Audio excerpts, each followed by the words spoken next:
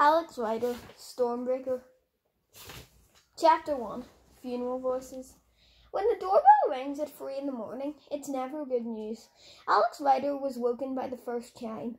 His eyes flickered open, but for a moment he stayed completely still in his bed, lying on his back with his head resting on the pillow.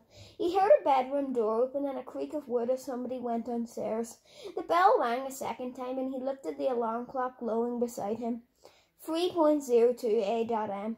There was a rattle as someone slid the security chain off the front door. He rolled out of bed and walked over to the open window, his bare feet pressing down the carpet pile. The moonlight spilled onto his chest and shoulders. Alex was 14, already well built, with the body of an athlete. His hair, cut short apart from two thick strands hanging over his forehead, was fair. His eyes were brown and serious. For a moment he stood silently, half hidden in the shadow, looking out. There was a police car parked outside. From his second-floor window, Alex could see the black ID number on the roof and the caps of the two men who were standing in front of the door. The porch lights went on and, at the same time, the door opened. "Mrs. Rider?" "No, I'm the housekeeper." "What is it? What's happened?" "This is the home of Mr. Ian Rider?" "Yes." "I wonder if we could come in."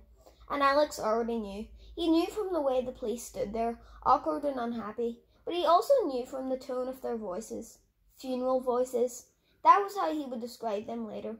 The sort of voices people use when they come to tell you that someone close to you has died. He went to his door and opened it. He could hear the two policemen talking down in the hall, but only some of the words reached him. A car accident. Called the ambulance. Intensive care. Nothing anyone could do. So sorry. It was only hours later, sitting in the kitchen, watching as the grey light of morning bled slowly through the West London streets, that Alice could try to make sense of what had happened. His uncle, Ian Rider, was dead. Driving home, his car had been hit by a lorry at Old Street roundabout and he had been killed almost instantly. He hadn't been wearing a seatbelt, the police said. Otherwise, he might have had a chance. Alex thought of the man who had been his only relation for as long as he could remember. He had never known his own parents. They had died in an accident, that one a plane crash, a few weeks after he had been born. He had been brought up by his father's brother, never uncle. Ian Rider had hated that word, and had spent most of his 14 years in the same terraced house in Chelsea, London, between the King's Road and the river. But it was only now Alex realised just how little he knew about the man. A banker. People said Alex looked quite like him. Ian Rider was always travelling. A quiet, private man who liked good wine, classical music and books, who didn't seem to have any girlfriends. In fact, he didn't have any friends at all. He had kept himself fit, had never smoked and had dressed expensively. But that wasn't enough. That wasn't a picture of a life. It was only a thumbnail sketch. "Are you all right, Alex?" A young woman had come into the room. She was in her late 20s, with a sprawl of red hair and a round, boyish face. Jack Starbright was American. She had come to London as a student 7 years ago, rented a room in the house in return for lighthouse work and babysitting duties, and had stayed on to become housekeeper and one of Alex's closest friends. Sometimes he wondered what the Jack was short for. Jackie? Jacqueline? Neither of them suited her, and although he had once asked, she had never said. Alex nodded. "What do you think will happen?" he asked. "What do you mean? To the house? To me? To you?" "I don't know," she shrugged. "I guess Ian will have made a will. He'll have left instructions." "Maybe we should look in his office." "Yes, but not today, Alex. Let's take it one step at a time." Ian's office was a room running the full length of the house, high up at the top. It was the only room that was always locked. Alex had only been in there 3 or 4 times, never on his own. When he was younger, he had fantasized that there might be something strange up there, a time machine or a UFO, but it was only an office with a desk, a couple of filing cabinets, shelves full of papers and books, bank stuff. That's what Ian said. Even so, Alex wanted to go up there now, because it had never been allowed. The police said he wasn't wearing his seatbelt. Alex turned to look at Jack. She nodded. "Yes, that's what they said." "Doesn't that seem strange to you? You know how careful he was. He always wore his seatbelt. He wouldn't even drive me round the corner without making me put mine on." Jack thought for a moment, then shrugged. "Yeah, it's strange," she said. "But that must have been the way it was. Why would the police have lied?" The day dragged on. Alex hadn't gone to school, even though, secretly, he had wanted to. He would have preferred to escape back into normal life, the clang of the bell, the crowds of familiar faces, instead of sitting there, trapped inside the house. But he had to be there for the visitors who came throughout the morning and the rest of the afternoon. There were 5 of them, a solicitor who knew nothing about a will, but seemed to have been charged with organising the funeral, a funeral director who had been recommended by the solicitor, a vicar, tall, elderly, who seemed disappointed that Alex didn't look more upset, a neighbour from across the road, how did she even know that anyone had died, and finally a man from the bank. All of us at the Royal in general are deeply shocked, he said. He was in his 30s, wearing a polyester suit with a Marks and Spencer tie. He had the sort of face you forgot even while you were looking at it, and had introduced himself as Crawley from personnel. But if there's anything we can do, what will happen? Alex asked for the second time that day. You don't have to worry, Crawley said. The bank will take care of everything. That's my job. You leave everything to me. The day passed.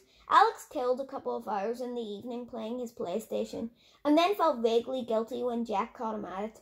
But what else was he to do? Later on, she took him to a Burger King. He was glad to get out of the house, but the two of them barely spoke. Alex assumed Jack would have to go back to America. She certainly couldn't stay in London forever.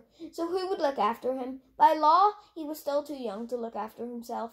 His whole future looked so uncertain that he preferred not to talk about it. He preferred not to talk at all. And then the day of the funeral arrived, and Alex found himself dressed in a dark jacket, preparing to leave in a black car that had come from nowhere, surrounded by people he had never met.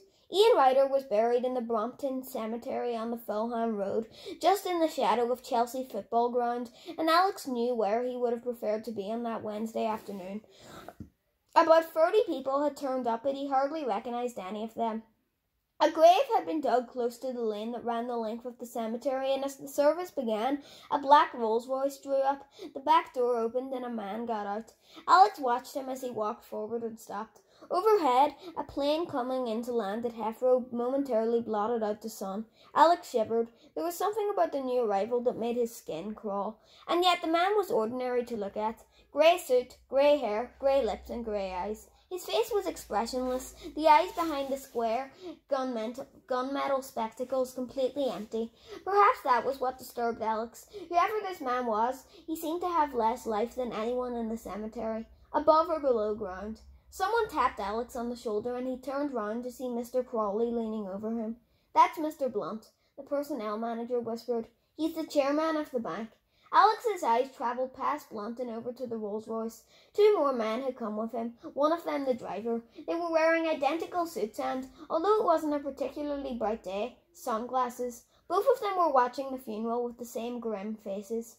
Alex looked from them to Blunt and then to the other people who had come to the cemetery. Had they really known Ian Ryder? Why had he never met any of them before? And why did he find it so difficult to believe that any of them really worked for a bank? A good man, a patriotic man, he will be missed. The vicar had finished his graveside address. His choice of words struck Alex as odd. Patriotic? That meant he loved his country. But as far as Alex knew, Ian Ryder had barely spent any time in it. Certainly he had never been one for waving the Union Jack.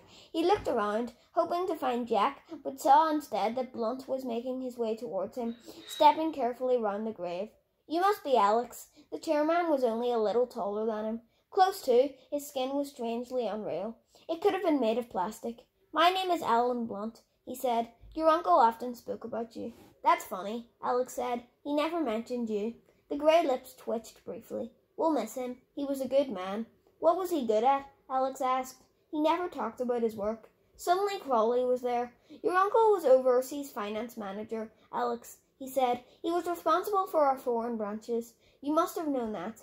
I know he travelled a lot, Alex said, and I know he was very careful about things like seatbelts. Well, sadly, he wasn't careful enough.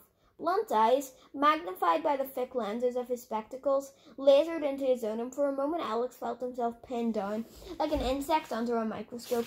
I hope we'll meet again, Blunt went on. He tapped the side of his face with a single grey finger. Yes. Then he turned and went back to his car. It was as he was getting into the Rolls-Royce that it happened. The driver leaned across to open the back door, and his jacket fell open, revealing the shirt underneath. and not just the shirt. The man was wearing a leather holster with an automatic pistol strapped inside. Alex saw it even as the man, realizing what had happened, quickly straightened up and pulled the jacket across his chest. Blunt had seen it too. He turned back and looked again at Alex. Something very close to an emotion slithered over his face. Then he got into the car.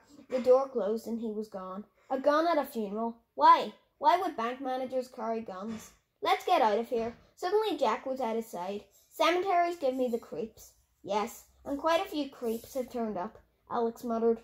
They slipped away quietly and went home. The car that had taken them to the funeral was still waiting, but they preferred the open air. The walk took them 15 minutes. As they turned the corner into their street, Alex noticed a removals van parked in front of the house.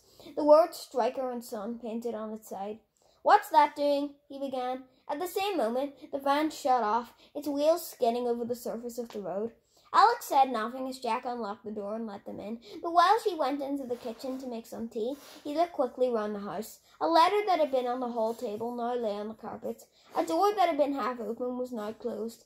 Tiny details, but Alex's eyes missed nothing. Somebody had been in the house. He was almost sure of it. But he wasn't uncertain until he got to the top floor.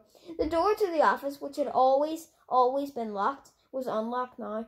Alex opened it and went in. The room was empty. Ian Ryder had gone, and so had everything else. The desk drawers, the cupboards, the shelves, anything that might have told him about the dead man's work had been taken. Alex! Jack was calling to him from downstairs. Alex took one last look around the forbidden room, wondering again about the man who had once worked there. Then he closed the door and went back down.